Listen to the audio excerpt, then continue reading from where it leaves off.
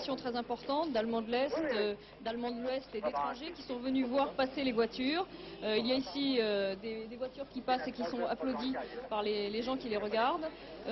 Tout le centre-ville de Berlin est en embouteillage et à la porte de Brandebourg, comme hier soir, des manifestants sont en train de démolir le mur à coups de pioche. C'est l'effervescence dans toute la ville. Les Allemands de l'Est désormais passent des journées entières dans la ville de Berlin-Ouest. Ils ont dit qu'ils s'en iraient lorsqu'ils ne tiendraient plus debout de fatigue. D'autres Allemands de l'Est sont arrivés ce matin et ont découvert les magasins, comme vous allez le voir dans ce reportage que nous avons tourné il y a quelques instants.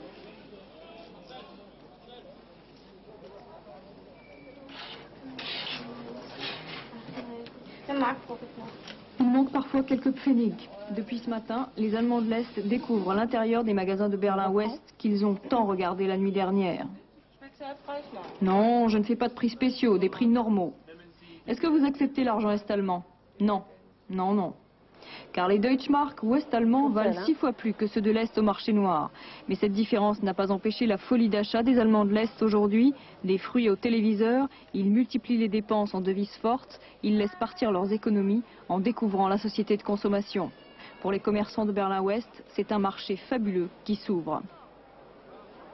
Sur les quais du métro ce soir, ils étaient plusieurs milliers à attendre la rame vers Friedrichstrasse, Allemagne de l'Est. Tranquillement, ils reviendront demain, ils en sont sûrs. Et ce d'autant plus que les Berlinois de l'Ouest les accueillent avec chaleur, les invitent volontiers au café, au restaurant ou à visiter la ville.